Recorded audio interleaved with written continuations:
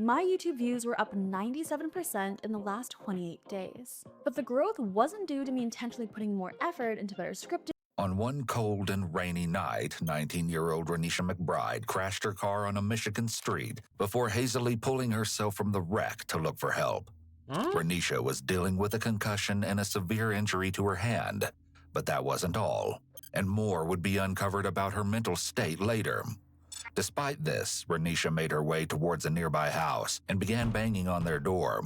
Unfortunately, when the owner of the house finally opened the door, Renisha found herself facing the end of a Oh, hell nah, boy. Oh, hell.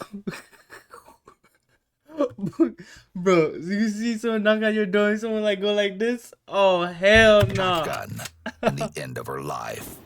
On November 2nd, 2013, the Dearborn Heights Police Department received a 911 call just after 4:30 a.m. from a man named Theodore Wafer. I just shot somebody on my front porch. From a man named Theodore Wafer. That nigga looks like somebody who's gonna like do some crazy shit, bro. I just shot somebody on my front porch with a shotgun, banging on my door. After ensuring that Theodore wasn't a threat, the police questioned him on the night's events. Bro, he just shot a butt. Oh, I gotta stop pausing, bro. Consistent knocking on the door, and I'm trying to look through the windows, but every time I look through the windows in the door, it's banging somewhere else, so I open up the door, kind of like, who is this? And the gun discharged. I didn't know there was Nah, hell nah. He saw it was a black woman. He's like, all right, I'm gonna shoot your ass. Bang, bang, bang. Somebody wanting in. While Theodore may have claimed the whole incident was just a terrible accident, certain aspects of his story just weren't adding up, and detectives were determined to discover if they may actually be dealing with a cold-blooded killer. Homeowner says there was somebody pounding on the door. He opened the door and say who the heck's out here, and his gun discharged and shot this black female in the head. She's rescue isn't here yet, but I'm pretty sure she's DOA. According to the officers on the scene, the gunshot wound so severely damaged Renisha's head above her jaw that she was pronounced dead on arrival. Theodore, still in a state of shock, was placed into a police cruiser while the scene was secured and documented. Not really, I mean... What's that, sir? I said, no, I don't know. Sit tight, man. This is wild. Oh my God. Oh my God. Oh my God.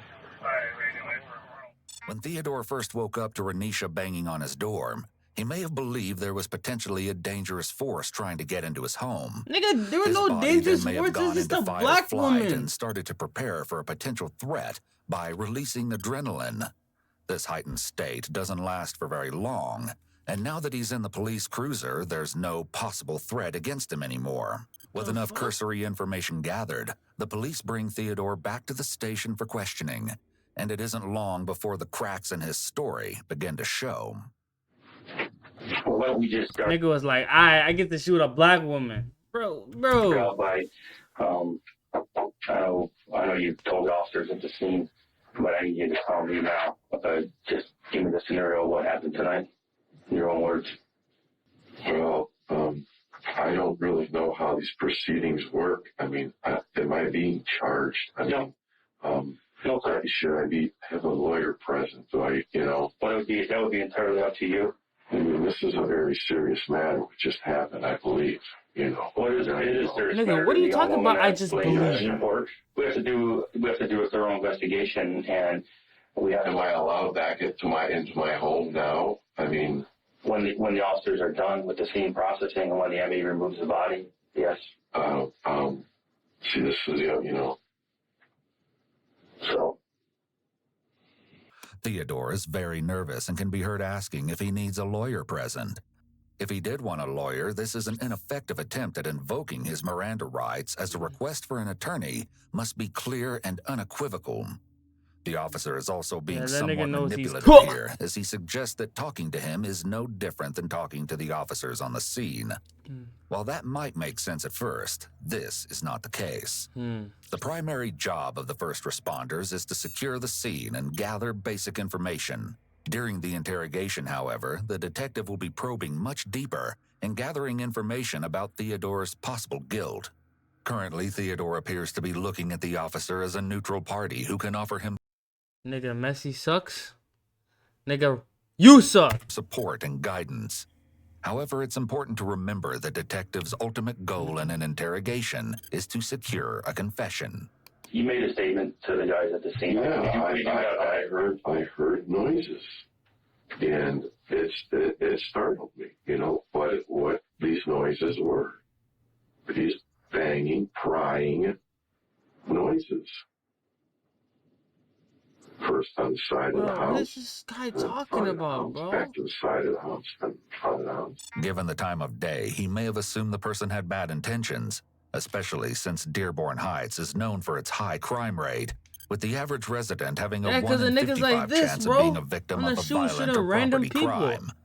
To compare, the national average violent crime rate in 2021 in the United States hovered around 400 cases per 100,000 of the population. What? I'm looking out the peephole, I can't see this person, I can't see that, you know, what's going on inside. Every time I look out one door, the noise is going to another one, or the other side of the house. So, I mean, at this point, are you getting frightened? Is your heart racing? What's going on? Yes, I have no idea what's happening. It was getting louder. I thought at any time something was coming through. Bro, this nigga's a Or 5-star capper, it was getting bro. violent. Where did you? Persistent. Okay. Especially on the front door. Bro. Yeah, for sure. For sure, bro, this guy has his glasses off like, alright, yeah, bro, he's befuddled. He can't even believe what he's hearing. Very persistent. Theodore specifically states that he thought someone was going to come in through his door or window. This further displays his belief that there was an immediate threat to him that would justify Renisha's shooting. The defensive tone Theodore takes no is violence, also gang. reflected in his body language. With his arms crossed in front of his chest, he's creating a barrier between himself and the detective. As the ramifications of his actions become more and more apparent, Theodore becomes insistent on defending his choices. How were you holding the gun when it discharged? I mean, tell me. With both hands. I mean, do you have it raised? Do you have it? Bro, No, it's Whoa. it's I just still don't It's a understand what pistol makes you want to grip, shoot so a person you just with a have to shotgun lift at your it up. door and they're not So even open threatening the you. door with one hand, and when I placed my other hand, just like that she went off. Went off what, I didn't dumbass? expect it. Theodore may be trying to lessen his responsibility in Renisha's death by removing himself from the action. Saying it went off versus I pulled the trigger puts distance between him and the action and blames the gun rather than Theodore himself. Like the Okay, gun is how a hard person. you Oh holding the man, gun my when it bad, went bro. off? I didn't mean to shoot. Waist, Like they did it themselves. waist, and it was on an angle. I was, as far as I can remember. And do you think that when you were holding the gun, that it was on an angle like this? Could it have been like this? If I'm opening the door, I have it. If I open the door, Okay. that quick. Nigga, there's only one or two ways you shot the gun, bruh. Either you inadvertently released it, or you were purposely ready to shoot her in the head, and boom, you shot her right in the head and killed her. Off Here, the rip. first cracks in Theodore's story start to show. He claims to have been holding the gun at waist height. However, when taking both Theodore's height and Renisha's height into consideration, he would have had to have been holding the gun at chest height, pointed straight out, in order to This shoot nigga's Renisha in the capping. head. This discussion about the gun placement is vital for the case. Holding the gun at his waist could mean that he was just reacting to the potential threat, and more likely it really was an accident. While holding it higher, at his chest height, it means that he could have been consciously aiming it, possibly with the intent to shoot. Based on what the detective has seen, he knows that Theodore can't be telling the truth about the way he was holding the gun. Excuse me? While it's entirely possible that Theodore is being deceptive in order to make the shooting seem more accidental, it's not unusual for individuals who are involved with a traumatic event to distinctly remember some parts, while other parts are fuzzy. This is one of the reasons that eyewitness reports are never as accurate as we think they should be. According to Michigan's Castle Doctrine, you're allowed to use deadly force on someone who's breaking into your home if it's necessary to prevent great bodily harm to yourself. Based on Theodore's own account of the night, by the time he So you can grabbed just his go off rip shotgun and and start decided punching he'd dudes in had Michigan enough, if they run he up wasn't on in you. any immediate objective You're danger. allowed to scrap. This, alongside the fact that he opened the door up to the danger with the intention of dealing with it, could potentially negate the Castle Doctrine as a valid defense. I Damn. don't even know. I did not look at the body. I didn't stand over it and see where the wound was. I immediately put down the weapon right there on the hallway or, the entry to the front door and looked for my phone. First called here, Dearborn Heights. We're talking boom. And boom. What are you still doing here? You still have not downloaded Pi Adblock? You know I'm just gonna keep showing up on your screen until you download. Come on, bro. All right. As he prepares to wrap up the interview, the detective brings someone else in to help ask one final question. You have, where do we take his shotgun, shell casing? We took your Mossberg. There was a spent shell casing in the shotgun, and you had your green shotgun case. We just tucked it in that and took the gun with it. There was one shell casing, so what? There was just one in it all the time, or what? Yes, like I was just trying to explain, I couldn't remember if there was one in it or not. Nigga, what do you mean there wasn't one in it? You shot the goddamn shotgun. Obviously, you killed the woman. Upper closet. There obviously so is a shell in there. I got a little paranoid a few weeks back, got paintballed, so I maybe that's when I loaded it, put it in. I mean, I don't think I mentioned that to you, but I mean, that's what I maybe did. Bro, this I put guy one in has there to or be the something like worst that, liar but ever, I bro. did not realize He's there was stupid. one in there, no. Following Theodore's interview, the police spent quite some time digging through every aspect of the case to make sure there was no crucial detail left out. During this investigation, they found out some intriguing details regarding the hours leading up to Renisha's death. According to police records, a 911 call was placed just before 1 a.m. to report a no-injury accident where a woman who was driving under the influence had been speeding down the street and struck a parked car. Although the woman driving had clearly been disoriented and possibly confused when she got out of the car, she had left on foot and wandered away from the scene of the crime. Police didn't arrive on scene until they received a call stating that the driver had come back to the scene. Unfortunately, by the time cops and EMS responded, she was already gone again. This driver was Renisha McBride, and had anyone been able to stop her from wandering off in her delirious and drunken state, she may never have ended up on Theodore Wafer's front porch.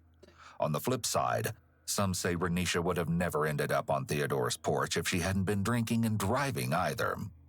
You'll notice that was a 3-hour difference between the time that the 911 call was placed about the car accident around 1 a.m. and Theodore's call to 911 at 4:30. To this day, it's unclear where Renisha was during this period of time, but her family believes she was disoriented from her head injury and seeking help. Theodore eventually received charges for murder in the second degree and manslaughter, as well as a felony firearm charge. While Theodore may have claimed that his gun accidentally misfired during his initial interview, this claim actually changed by the time he got to court. Instead, he and his lawyer were insisting that Theodore intentionally fired out of self-defense because he was scared that Renisha was trying to break in. Despite Michigan's Castle Doctrine, the judge ultimately ruled that nothing Renisha did was intense enough to justify Theodore being legitimately scared for his life. That's fact. In the end, Theodore was found guilty on all charges on September 3, 2014, and received 15 to 30 years for his second-degree murder charge, 7 to 15 years for the manslaughter charge, and finally, a 2-year sentence for the felony firearm charge, with all of these sentences served concurrently. While Michigan may not have the death penalty, Theodore's lawyer argued that the judge had basically given the then 55-year-old man a death sentence, as he's likely to spend the rest of his life paying for his actions. Damn. Just when it seemed that Theodore's case was officially put to rest, he made an appeal in 2015 to overturn his conviction. To the surprise of many, the Michigan Supreme Court heard Theodore's case and actually vacated his manslaughter conviction. Wow. In Michigan, the second-degree murder statute requires that the defendant acted with malice, whereas the manslaughter charge implies that the defendant didn't. Seeing the contradiction in these convictions, the court determined that having both convictions was a violation of Theodore's rights. With one of his convictions vacated, there was a slight chance that Theodore could come out of this with a shorter sentence. However, at his resentencing on June 22, 2022, the judge stated there were strong reasons for Theodore's original sentencing and gave him 15 to 30 years for second-degree murder. There we go. That's what While I he like may to no hear. longer have the manslaughter conviction, ultimately Theodore will serve the same amount of time behind bars. Damn. Oh, hey, how's it going? I'm pen and paper Damn. guy. And I'm motion. But like, Well, bro, I you have a don't need to system. be going out shooting people with a random gun with a shotgun.